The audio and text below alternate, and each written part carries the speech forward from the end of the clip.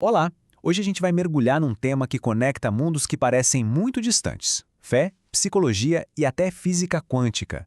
A ideia é explorar como a nossa mente, quando renovada, pode de fato transformar a nossa realidade. E o ponto de partida para toda essa conversa é essa instrução bíblica super conhecida. O apóstolo Paulo nos dá uma chave.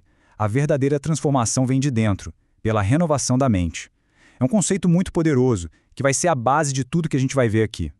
Tá, mas aí surge a grande pergunta, né? Como é que se renova a mente de um jeito que funciona de verdade? Será que só ler as escrituras já basta? Ou talvez existam caminhos, digamos, mais diretos? A fonte que estamos analisando usa uma analogia que deixa isso bem claro. Pensa na leitura bíblica tradicional como um fusca. Ele funciona? Sim, claro. Ele vai te levar aonde precisa chegar. Agora, as técnicas específicas, bom, elas são como uma Ferrari. A viagem não é só muito mais rápida, ela é mais segura, mais precisa. O objetivo é acelerar esse processo de renovação.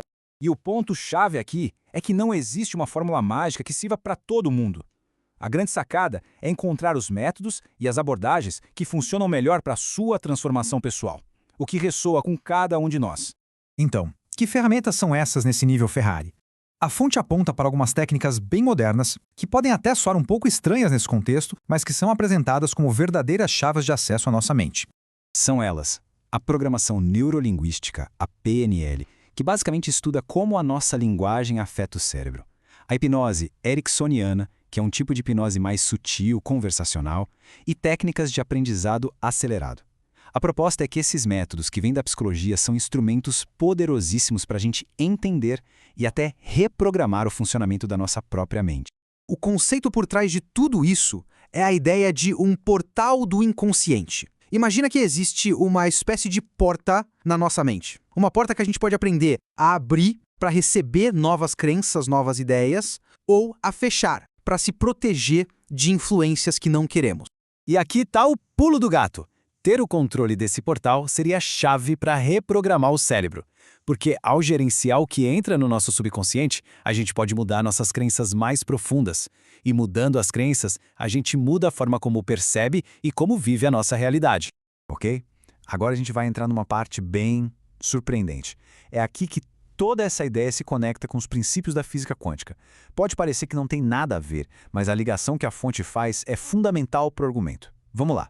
E para ilustrar essa conexão, a fonte descreve um experimento da física quântica que, olha, desafia tudo que a gente pensa sobre tempo e causa e efeito. A ideia central é que a nossa observação pode de alguma forma alterar o passado. O experimento funciona mais ou menos assim. Uma máquina imprime uma folha com 50% de zeros e 50% de uns. Esse papel é lacrado no envelope na mesma hora, ninguém vê. Passa um ano. Aí, um observador é chamado e pedem para ele apenas pensar numa proporção diferente, tipo 49% e 51%. E agora vem a parte inacreditável. Quando abrem o envelope, o papel que foi impresso um ano atrás, agora tem exatamente a proporção que o observador pensou. É como se a mente dele tivesse influenciado um evento que já tinha acontecido. Essa é a conclusão que se tira disso, um princípio fundamental da física quântica. Quer dizer, a consciência de quem observa não é só uma espectadora passiva.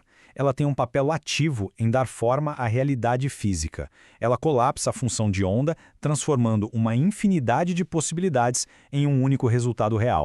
E é aqui que a coisa fica ainda mais interessante. Olha só como esse conceito da ciência parece conversar diretamente com essa passagem bíblica.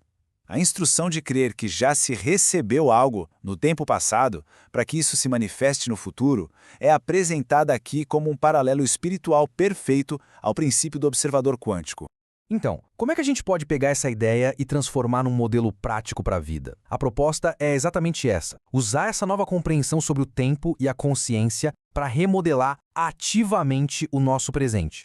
Aqui a gente tem uma inversão de lógica bem radical. Normalmente, a gente acredita que o que fazemos hoje determina nosso futuro, certo? Bom, a nova perspectiva vira isso de cabeça para baixo. Ela diz que a nossa visão sobre o futuro, e principalmente sobre o passado, é o que na verdade determina as nossas ações hoje, no presente. Ou seja, o verdadeiro poder não está em mudar os fatos que aconteceram, mas em mudar a interpretação que damos a eles. Do mesmo jeito, não se trata de adivinhar o futuro, mas de construir uma nova perspectiva sobre ele. E o mais importante, esses dois processos de reinterpretar o passado e reimaginar o futuro acontecem no único tempo que realmente existe, o aqui e agora. E isso resume a tese central de toda essa análise.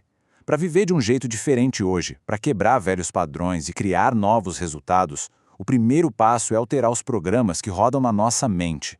É preciso reescrever a história que contamos sobre o nosso passado e criar uma visão inspiradora para o nosso futuro. E para fechar, fica essa reflexão. E se a gente parasse de tratar o passado como uma prisão e o futuro como algo assustador ou inalcançável? E se, em vez disso, a gente começasse a enxergar os dois como ferramentas, recursos que podemos usar de forma consciente agora para construir o presente que a gente realmente quer viver?